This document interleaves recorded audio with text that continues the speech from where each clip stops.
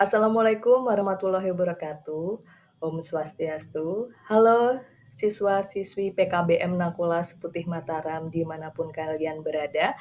Bagaimana kabarnya? Mudah-mudahan semuanya dalam keadaan baik dan selalu bahagia ya tentunya.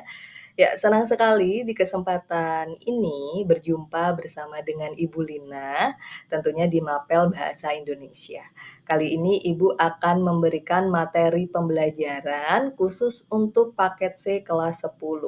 Sebelum kita masuk ke materi pembelajarannya, kita harus tahu terlebih dahulu tujuan pembelajaran dari teks negosiasi, yaitu menjelaskan pengertian, struktur, dan unsur-unsur dari teks negosiasi. Ya, langsung saja ya, kita masuk ke materi pembelajarannya.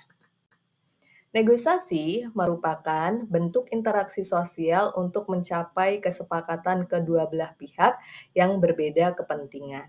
Ya, tentunya kata-kata negosiasi itu sudah sering kita dengar dalam kehidupan sehari-hari dan tanpa sadar kita sudah mempraktekkan sebuah negosiasi ya. Misalnya kita ada di pasar ya, tentunya di pasar itu banyak sekali pihak-pihak yang melakukan negosiasi yaitu penjual dan juga pembeli ya. Di dalam teks negosiasi itu ada unsur-unsur yang harus ada ya. Salah satunya yaitu satu, ada partisipan. Apa itu partisipan? Partisipan itu adalah pelaku dari negosiasi ya. Ada, 2 pelaku dalam negosiasi itu ada minimal ada 2 yaitu pihak pertama dan juga pihak kedua. Boleh tidak Bu kalau seandainya pada partisipan ini ada pihak ketiga?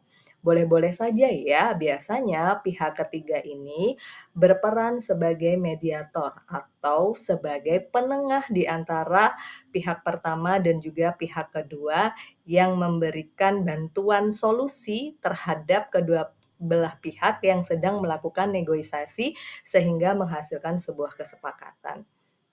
Kemudian unsur yang ketiga yaitu ada beda kepentingan. Nah, dalam hal ini kedua belah pihak mempunyai beda kepentingan ya. Kalau seandainya sama kepentingannya buat apa negosiasi ya? Buat apa dilakukan negosiasi? Jadi kepentingan mereka atau pihak pertama dan juga pihak kedua itu beda kepentingan. Contohnya kalau kepentingan penjual itu tentunya eee, menawarkan harga yang tinggi supaya, si penjual mendapatkan untung yang banyak. Kemudian untuk pembeli kepentingannya adalah menawar ya, untuk mendapatkan harga yang murah dan juga terjangkau. Itu, eee masing-masing kepentingan dari kedua belah pihak yang berbeda antara penjual dan juga pembeli. Kemudian unsur yang keempat itu adalah kesepakatan. Nah, inilah hasil akhir dari sebuah negosiasi yaitu harus ada kesepakatan ya. Kalau tidak ada kesepakatan berarti negosiasinya gagal. Jadi negosiasi dikatakan berhasil bila ada kesepakatan antara kedua belah pihak yang sedang bernegosiasi. Itu dia unsur-unsur dari teks negosiasi ya. Kemudian apa sih yang menjadi syarat kesepakatan gitu ya, yang harus ada, yang harus, dilakukan supaya terjadi kesepakatan, yaitu satu, dilakukan dengan santun ya. Nah, kata santun itu tentunya, selalu terdengar di telinga kita dalam kehidupan sehari-hari ya, biasanya tidak lepas dengan istilah sopan dan santun. Nah, dalam hal ini, kalian tahu tidak apa bedanya sopan dan juga santun ya? Nah, kalau sopan itu adalah tindak tanduk atau perilaku, sedangkan santun itu adalah berbahasa atau berbicara dengan baik, itu namanya santun. Nah, sekarang sudah tahu ya, apa bedanya antara sopan dan juga santun. Kemudian syarat yang kedua yaitu tidak ada tekanan atau paksaan ya. Jadi kedua belah pihak itu harus sama-sama legowo, artinya tidak ada paksaan ketika ada kesepakatan, tidak ada yang terpaksa antara kesepakatan yang sudah dibuat antara pihak satu dan juga pihak kedua. Ya, syarat kesepakatan berikutnya yaitu saling menguntungkan. Nah, ini dia ya.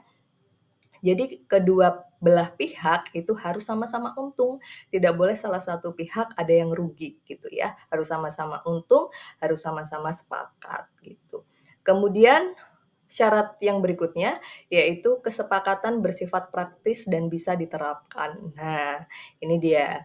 Jadi hasil dari sebuah negosiasi adalah kesepakatan. Jadi kesepakatan yang sudah dibuat antara pihak pertama dan juga pihak kedua itu harus sama-sama bisa diterapkan. Bisa dilakukan oleh pihak pertama, kemudian juga bisa dilakukan oleh pihak kedua. Nah, itu dia syarat-syarat dari sebuah kesepakatan. Ya, yang berikutnya kita masuk ke struktur teks negosiasi.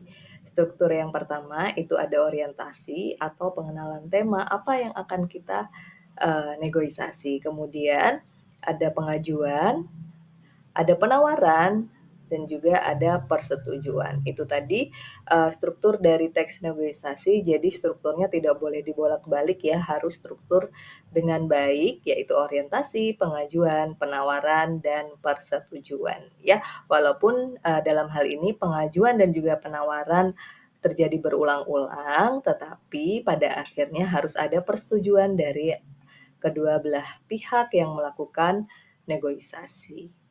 Demikian materi pembelajaran yang dapat Ibu sampaikan, mudah-mudahan bermanfaat untuk semua siswa-siswi paket C PKBM Nakula kelas 10. Sampai jumpa di materi pembelajaran berikutnya dan Ibu tutup. Wassalamualaikum warahmatullahi wabarakatuh.